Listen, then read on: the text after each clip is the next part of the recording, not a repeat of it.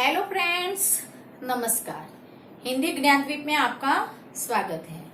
मैं डॉक्टर गुंजन साह आज आपके लिए एक नया वीडियो लेकर आई हूँ वर्णमाला का, जो सभी प्रतियोगिता परीक्षा के लिए उपयोगी होगा। तो आप मेरा ये वीडियो अंत तक देखिए।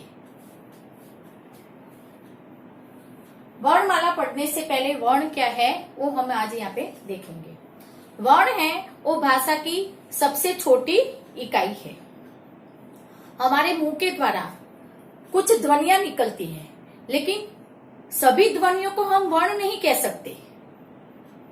उन्हीं ध्वनियों को हम वर्ण कहेंगे कि जिनके लिए कुछ चिन्ह निर्धारित किए गए होते हैं।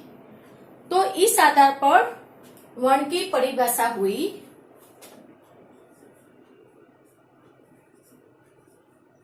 वे ध्वनि चिन्ह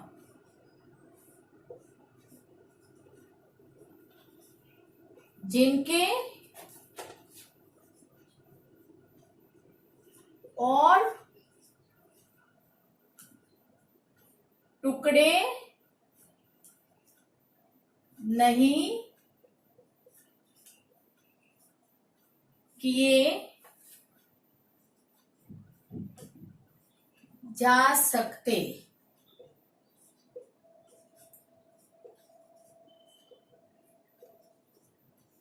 उन्हें हम क्या कहेंगे? वर्ण कहेंगे।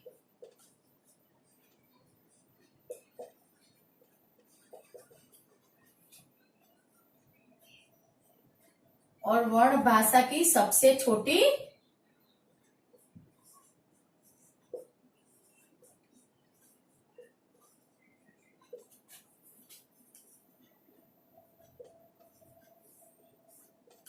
इकाई है।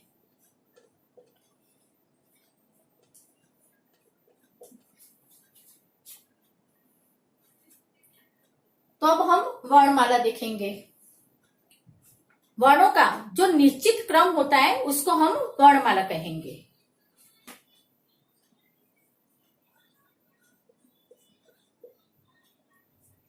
वर्णों के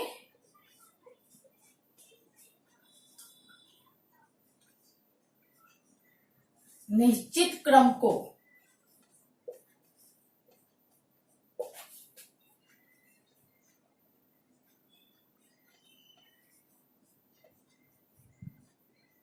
वर्णमाला कहते हैं।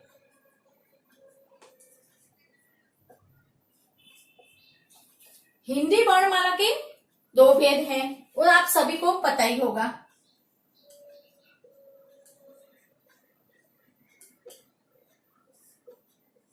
एक है स्वर और दूसरा है व्यंजन। ठीक है। स्वर वे ध्वनियां हैं जिनका उच्चारण करते समय किसी अन्य वर्ण की सहायता नहीं लेनी पड़ती। यानी कि जो स्वर है वो क्या है? स्वतंत्र ध्वनि है। उसको बोलने के लिए किसी अन्य वर्ण की हमको सहायता नहीं लेनी पड़ती। अभी हिंदी में 11 स्वर है।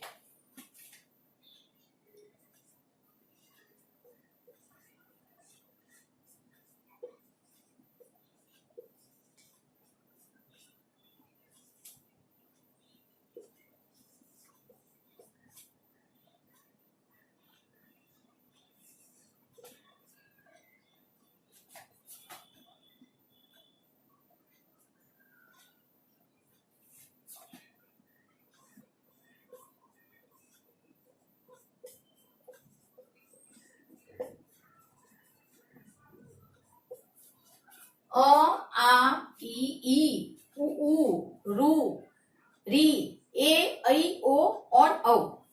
स्वर के भी दो भेद हैं।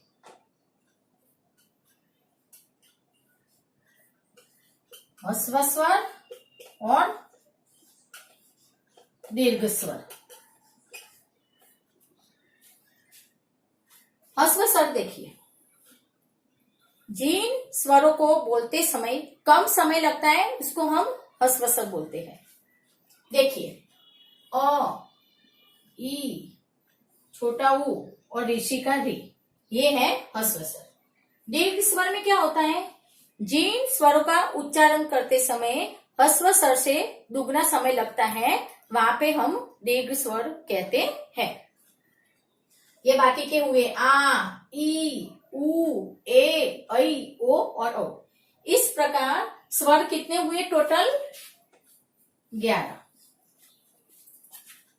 अब अयोगवा देखिए,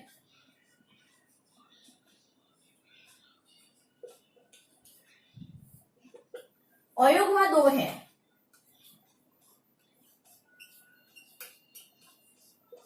एक है अनुस्वार और दूसरा है विसर्ग।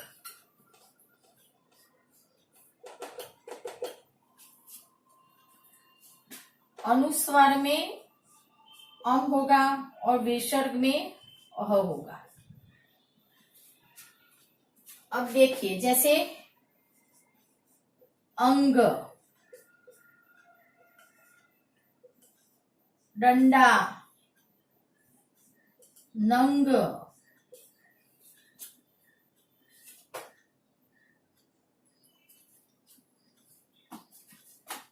ये देखिए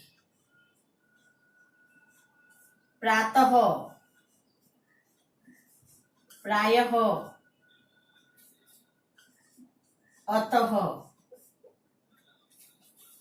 अब ये जो अनुस्वार और विसर्ग है उसका प्रयोग हमेशा स्वर के ऊपर और स्वर के बाद होता है। आप देखिए ये अ है, अ, अंग, डंडा, नंग। अ ऑलरेडी एक स्वर है तो उसके ऊपर ये अनुस्वार का प्रयोग हुआ। ये डंडा, ड, व्यंजन आधे होते हैं, उसके अंदर कोई ना कोई स्वर मिला होता है। तो ये ड में पहले हलंत था, उसके अंदर हमने अ लगाया तो ये पूरा ड बना, तो उसके बाद ये अनुस्वर का प्रयोग हुआ। इसलिए व्यंजन के बाद नहीं बोलेंगे, व्यंजन के अंदर स्वर मिला था तो स्वर के बाद अनुस्वार का प्रयोग होता है और विसर्ग का भी। क्योंकि देखो ये त है, यहाँ पे ये त पहले आधा था, त के अंदर हमने क्या है अ मिलाया है, तब ये पूरा त बना है। तो अनुस्वार और विसर्ग का प्रयोग हमेशा स्वर के बाद होता है, ये आपको ध्यान में रखना है। तो अनुस्वार कितने हुए, अनुस्वार 1 हुआ और विसर्ग 1 हुआ। तो अयोगवा कितने हुए, अयोगवा 2 हुए। ठीक है,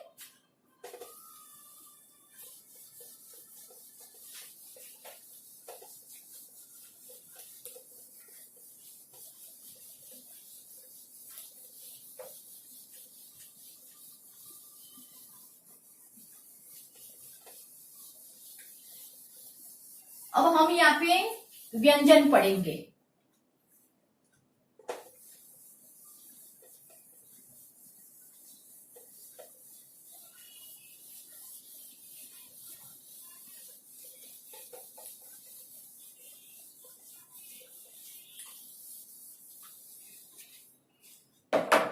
एक बार और रब करती हूँ उससे सामने।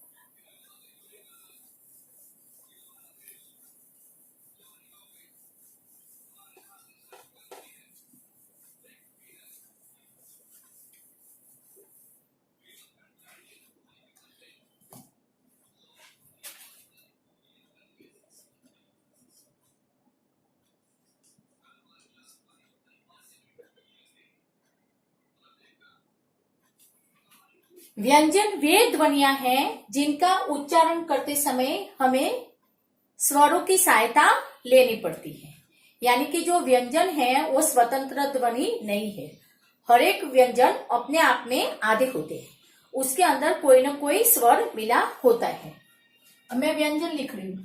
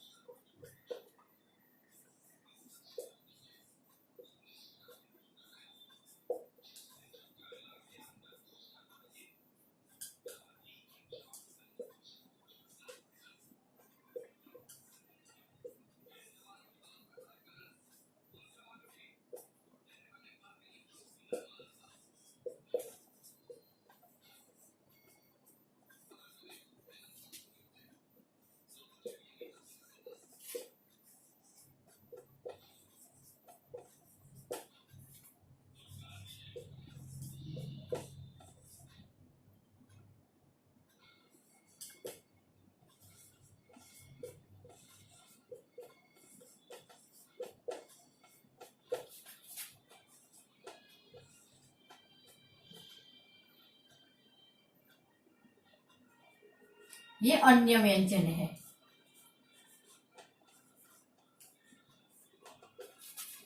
और ये लास्ट में है संयुक्त व्यंजन।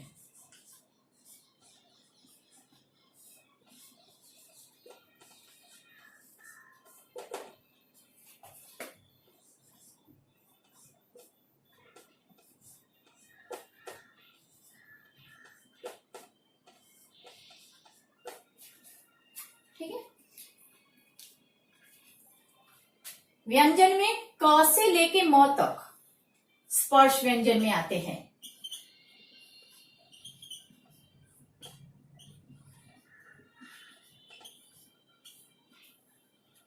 य और अलावा अंतस्थ व्यंजन।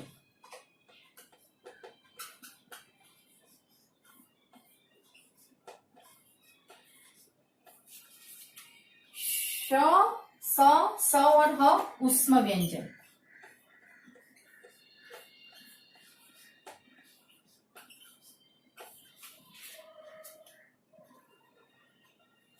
स्पर्श व्यंजन की व्याख्या देखिए। जिन व्यंजनों का उच्चारण करते समय हवा मुंह के अनेक भागों से स्पर्श करती है, कोई ना कोई एक अंग होगा उससे स्पर्श करती है, इसलिए उसको स्पर्श व्यंजन कहते हैं। ठीक है। अब मुंह के कौन से भाग है देखिए, जैसे कंठ, तालु से, मूर्धा से, दंत से और होठ से, जीवा से भी स्पर्श करती है। ठीक है। तो उसको स्पर्श व्यंजन कहते हैं। स्पर्श व्यंजनों को 5 वर्गों में विभाजित किया गया है। पहला वर्ग है क वर्ग, दूसरा है च वर्ग, तीसरा ट वर्ग, चौथा त वर्ग और 5वां प वर्ग। स्पर्श व्यंजनों की संख्या 25 है, 25 है। क से लेके म तक स्पर्श व्यंजन। ठीक है। अब आपको वर्ग की पहचान कैसे करनी है। प्रथम लाइन में 5 वर्ण होंगे, दूसरी भी 5, तीसरे में भी, चौथे में भी और 5वें में भी। ठीक है। हर एक वर्ग की जो लाइन है उसका जो प्रथम वर्ण है उससे उस वर्ग का नाम दिया गया है। प्रथम वर्ण याद रखना है। ये देखो, ये क तो क वर्ग, च तो च वर्ग, ट तो ट वर्ग, त तो त वर्ग और प तो प वर्ग। ऐसे आपको स्पर्श व्यंजन में याद रखना है कि जिस वर्ग का प्रथम वर्ण होगा उससे उस वर्ग का नाम दिया गया है। ठीक है। अंतस्थ व्यंजन। अंतस्थ व्यंजन में क्या होता है, अंतस्थ का मतलब होता है बीच में स्थित, यानी कि इसमें जो हवा है वो मुंह के किसी भी भाग को स्पर्श नहीं करती है, इसलिए उसको अंतस्थ व्यंजन कहा गया है। अंतस्थ व्यंजन 4 है, य, र, ल और व। ऊष्म व्यंजन देखिए। ऊष्म का मतलब होता है गर्मी, मतलब जिन व्यंजनों का उच्चारण करते समय हवा है मुख से टकराकर ऊष्मा यानी कि गर्मी उत्पन्न करती है, इसलिए उसको हम ऊष्म व्यंजन कहते हैं। अब देखिए, ये जो नीचे ये यू लगा है इसको हम क्या बोलते हैं, हलंत बोलते हैं। मैंने आपको पहले ही बता दिया कि व्यंजन अपने आप में अधूरे हैं, इनका उच्चारण करते समय हमको स्वरों की सहायता लेनी पड़ती है। तो इसके अंदर जैसे क प्लस अ ये लिखोगे तो ये पूरा क बनेगा। दूसरा, जैसे प प्लस अ लिखेंगे तो ये पूरा प बनेगा। मतलब व्यंजनों का उच्चारण करते समय हमको स्वर की सहायता लेनी पड़ती है। तो इतनी बात आपको यहाँ पे समझ में आ गई होगी। अब ये संयुक्त व्यंजन देखिए। संयुक्त व्यंजन में क्या होता है, 2 भिन्न वर्णों के योग से बनने वाले व्यंजनों को हम संयुक्त व्यंजन कहते हैं। तो ये जो क्षत्रिय का छ है ये 2 वर्णों के योग से बना है। ठीक है। मैं यहाँ पे आपको लिख के बताती हूँ कौन से वर्ण से बना है। ये क प्लस स से बना है, ठीक है। इसी को हम दूसरे तरीके से भी लिख सकते, देखो क प्लस स प्लस अ। अगर मैं ये वाला स लिख रही हूं और नीचे हलंत नहीं लिखती तो इसमें स्वर मिला हुआ है, और अगर मैं हलंत लगाती हूं तो ये स्वर के बिना प्रयोग में हो रहा है। त्र देखिए, त प्लस र। ज्ञ देखिए, ज प्लस य, और बाकी बचा श्र। ये श सलजम वाला स प्लस र से बना है, ठीक है। तो व्यंजन कितने हुए देखिए, ये तो 25 हुए, और ये 4 मिलाओगे अंतस्थ व्यंजन और उष्म व्यंजन 8 मिलाओगे तो 33 हो जाएंगे, ठीक।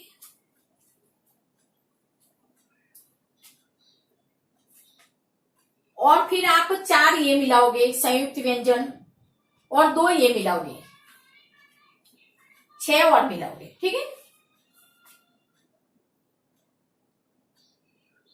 तो 39। तो अब आप पूरा टोटल करो, 39 और प्लस आगे के 11 तो स्वर थे और 2 अयोगवा थे, ठीक है, तो 13। तो कितने हो गए? 52। तो हमारी हिंदी वर्णमाला में 52 वर्ण है, ये आपको याद में रखना है, ठीक है। चलो थैंक्स। अगर आपको मेरा ये वीडियो पसंद आए तो आगे अपने दोस्तों को शेयर करना।